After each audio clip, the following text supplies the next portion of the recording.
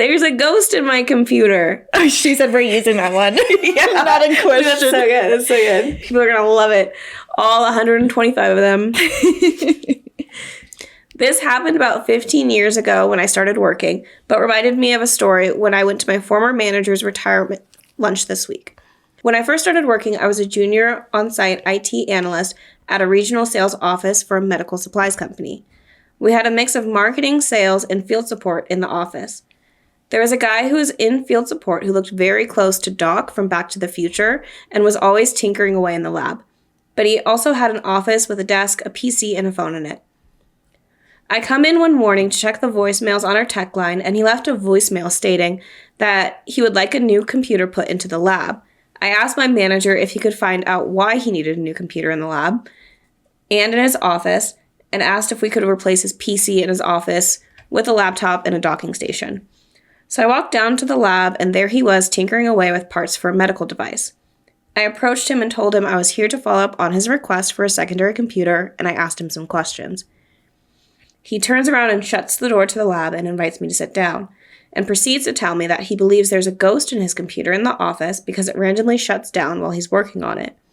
I start to interject and tell him that it might be a bad fan because we just fixed a few of those and it was the same model he had. He held up his hand and said, no, it was not a bad fan. He went on to explain that he believed his dead wife was haunting him through his computer because he had an indiscretion on a business trip that she found out about. Before they could sort through their issues, she had a stroke and died. I was 22 and only had about 5 months of work experience at that point, so I just didn't know what to say, so I said I was sorry about his wife and left. I went back to our IT area and told my manager and my 2 colleagues what I was told. They thought I was joking or that he was playing a joke on me since I'm new. My manager and my colleague, who was a senior in the group, went down later in the day to talk to him, and he told them the exact same story. When they went to collect his PC so they could look at it, he refused to let us take the PC because he thought he needed it to have some sort of exorcism or intervention. They really didn't know how to respond.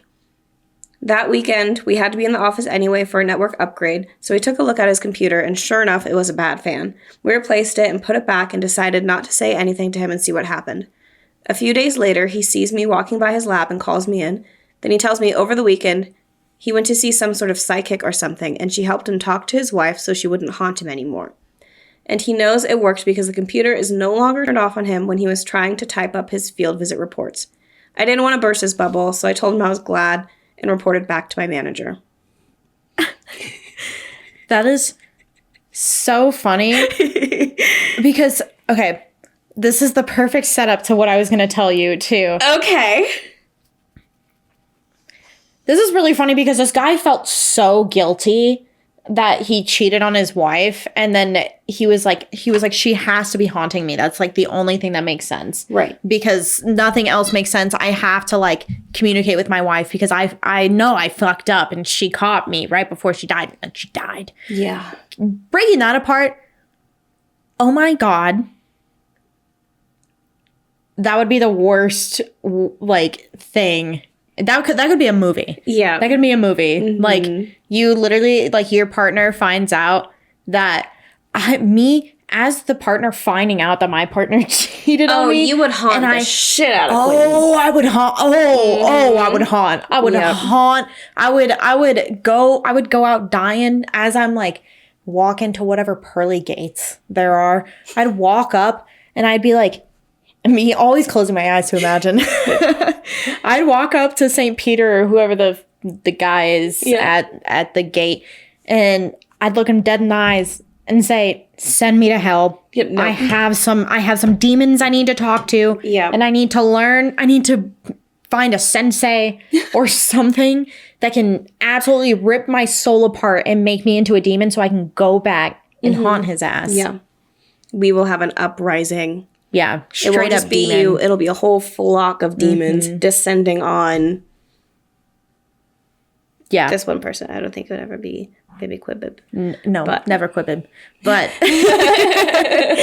but yeah, no, that is so fucking funny. I wish it was the wife.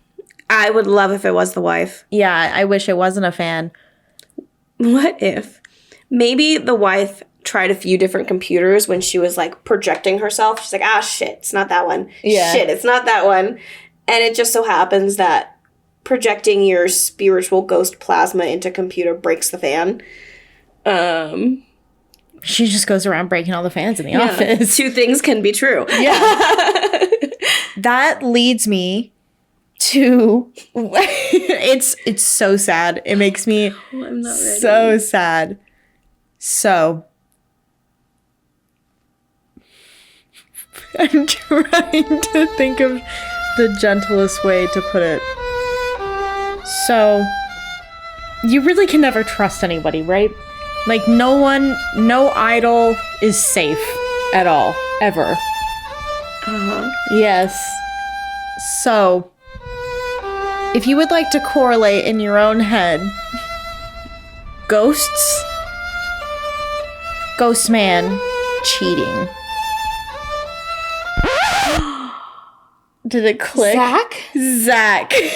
I know!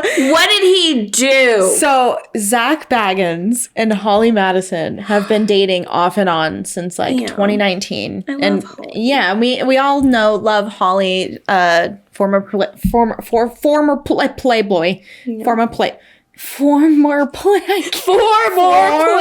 I keep saying former. No, never mind. But yeah, they've been dating on and off since 2019. Yeah. And recently, she has been getting the hey girly with a lot of evidence. And it's come out so far as of today. I think it's like 7 different women that have come forward and said that they hooked up with Zach while they were like actively dating. That sucks. She has been, as she should, she's been on like podcasts, she's been on TikTok, like talking about it, not like blatantly, but she posted one that sparked everything pretty much where she was like, oh my God, I don't know. But she was like talking, let me just show it to you because I can't fucking. You guys know, I had a breakup. A couple months, like within the past 2 weeks, found out this guy cheated on me with 10 people. So it's just been like an emotional roller coaster. Oh. Yeah. Dang so it. All right. Well, fuck you, Zach Baggins. We are a Holly Stan account.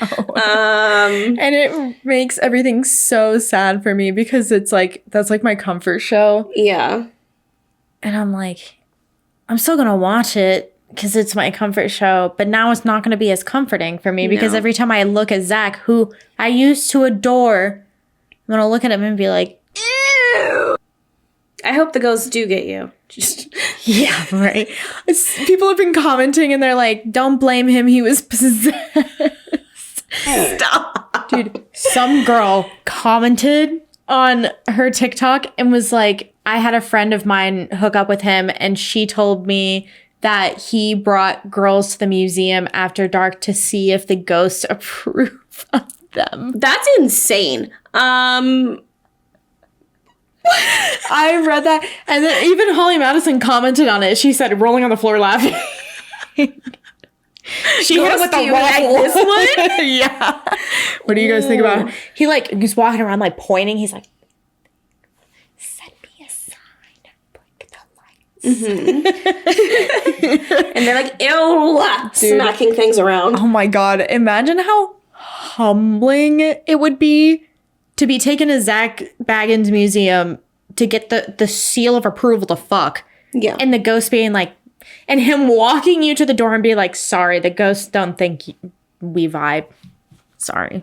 Honestly, call me crazy, but I think it would be better for the ghosts to be like, maybe not. Because if they're all like, yeah, this is a good one, what's your plan?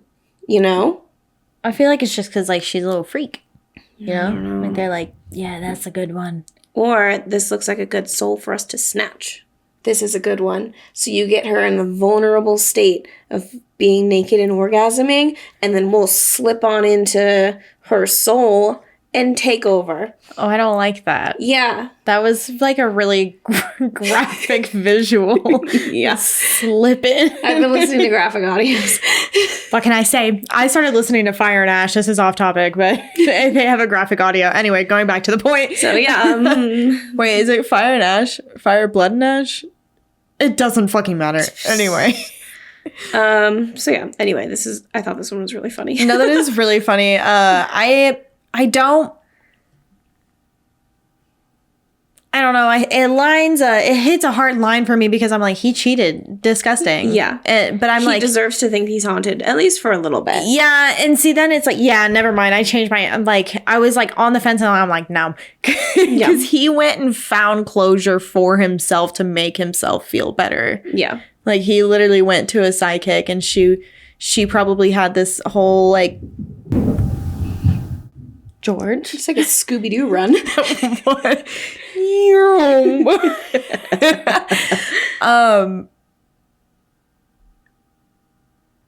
Yeah, he went and saw a psychic and then had this whole conversation with her and gave himself closure. Yeah. And now he automatically feels better. Like, no, you should have to live the rest of your life. Just go break the fan again. She's back. Yeah, right? Go keep breaking that fan. Go get it, like, cleansed once a week and then put the bad fan back in.